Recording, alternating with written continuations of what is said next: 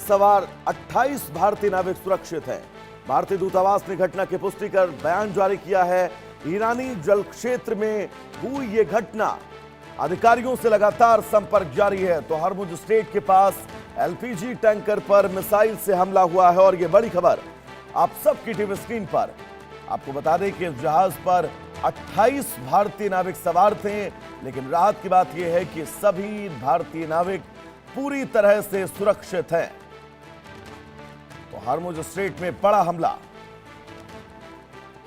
ईरानी जल क्षेत्र में यह घटना हुई है, जिस घटना ने बहुत सारे सवाल फिर खड़े कर दिए। हमारे साथ ग्रुप कैप्टन यूके देवनाथ जी जुड़े हुए हैं। सर, बहुत स्वागत है आपका इंडिया न्यूज पर। इन हमलों को लेकर अब चिंताएं गहराना बहुत लाजमी है, क्योंकि राहत की बात यह है 28 भारतीय नागरिक सुरक्षित हैं, लेकिन स्थितियां गंभीर हो सकती थी। सर जनरल साहब, आपकी आवाज। जी हाँ वैभव, हो ये रहा है कि ईरान ने कहा है कि अगर कोई भारतीय जहाज भारत में रजिस्टर्ड जहाज भारत के झंडे के साथ स्ट्रेट ऑफ हॉर्मुज से गुजर रहा है तो वह उस पर हमला नहीं करेगा।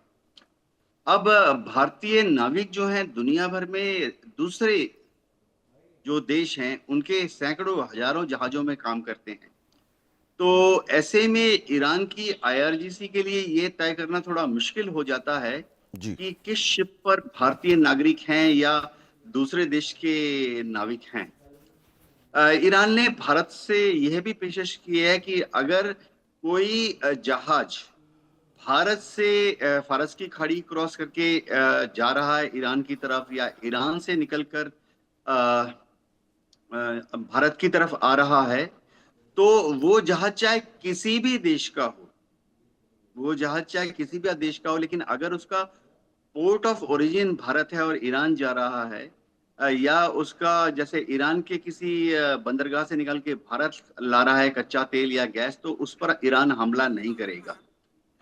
दिक्कत ये अक्सर आ जाती है कि जहाज जो है किसी दूसरे देश में रजिस्टर्ड है, समझिए पनामा रजिस्टर्ड शिप है, तो या नेदरलैंड रजिस्टर्ड शिप है, तो उसमें पनामा का या नेदरलैंड का झंडा लग रहा होगा। और जाहिर बात है कि भारतीय काम कर रहे हैं उस शिप में, और पाकिस्तानी, बांग्लादेशी, फिलीपींस, इनके लोग भी काम कर रहे होते हैं। तो ईरान की जो आईआरजीसी है उनके पास सूचना होती नहीं है। वैसे मैं बता दूं कि क्योंकि ईरान के साथ भारत के संबंध बहुत अच्छे हैं, तो ईरान की सरकार ने बार बार ये कहा है कि अगर उनको पहले से सूचना मिल जाए, जो जहाज का जो कैप्टन है किसी भी देश का हो, वो पहले से ही आईआरजीसी के पास अपना नाम रजिस्टर करा ले, स्ट्रेट ऑफ हार्मुज से गुजरने की परमिशन ले ले, जिसका मतलब है उसमें किस देश का जहाज है, कहाँ का झंडा होगा, फिलीपींस के क्रू कितने हैं, भारतीय क्रू कितने हैं, कहाँ जा रहा है, ये सब अगर पहले से ही वो आईआरजीसी को बता दें तो आईआरजीसी उसको सेफ पैसेज देगी, टोल शुल्क भी नहीं लेगी। जी कैप्टन साहब, मुश्किलें बहुत है इन हालातों में, क्योंकि स्टेट ऑफ हॉर्मुज लगभग पिछले 5 महीने से प्रभावित है। उसमें आवाजाही शुरू होती है, फिर हमले होते हैं, फिर आवाजाही शुरू होती है, फिर हमले होते हैं। अमेरिका अपने दावे करता है, ईरान अपने दावे करता है। भविष्य क्या देख रहे हैं आप स्टेट ऑफ हॉर्मुज का? वैभव जी, भविष्य जो है फिलहाल अमेरिका उम्मीद कर रहा है कि बमबारी ईरान के ऊपर करके और बॉम्ब गिरा के वो ईरान को मजबूर करेगा कि वो आके बातचीत के लिए तैयार हो जाए। अब ईरान ने कहा है बार बार कि वो बातचीत करने के लिए तैयार है, लेकिन पहले अमेरिका बमबारी बंद करे, क्योंकि ईरान कहता है कि बातचीत कहीं पे भी हो, मस्कट में हो, दोहा में हो, कतार में हो, पाकिस्तान में हो, जेनेवा में हो, लेकिन ऐसा नहीं होना चाहिए कि ईरानियन डेलीगेशन जेनेवा में गया हुआ है या मस्कट में गया हुआ है ओमान में, और पीछे से लगातार ईरान के ऊपर बॉम्ब गिर रहे हैं। तो ईरान ने पहले भी कहा है कि ये कनपटी में बंदूक रखकर अमेरिका जो बातचीत करने की कोशिश कर रही है, इससे ईरान राजी नहीं होगा बातचीद के लिए। अब वैसे मैं बता दूं, अमेरिकन स्टेट डिपार्टमेंट के ऊपर बहुत ज्यादा दबाव है, क्योंकि रिपब्लिकन पार्टी के जो कैंडिडेट हैं वो शायद आने वाले मिड टर्म इलेक्शन में हारने वाले हैं।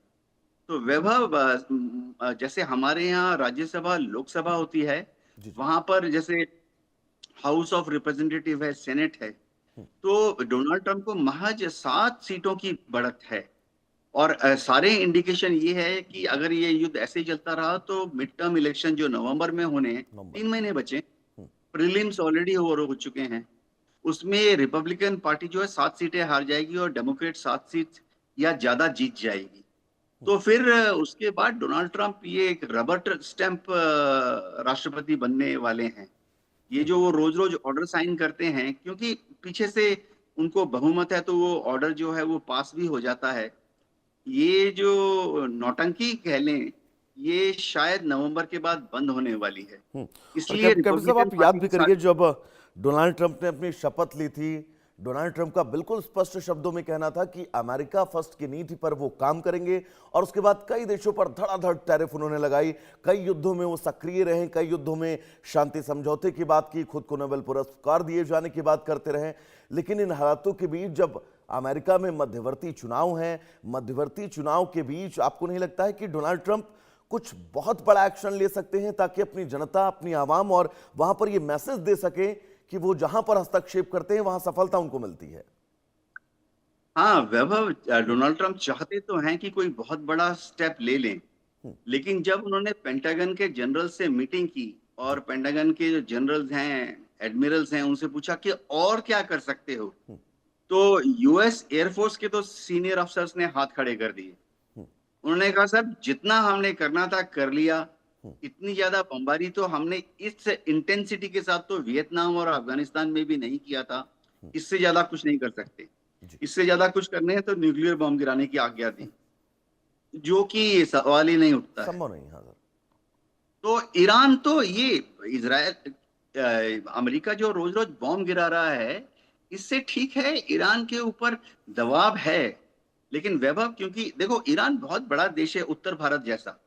अब उत्तर भारत में अगर शत्रु की कार्रवाई में रोज 2 पुल टूट जाएं और रोज 2 जगह पर रेलवे लाइन टेढ़ी मेढ़ी हो जाए बम की वजह से, तो क्या फर्क पड़ता है?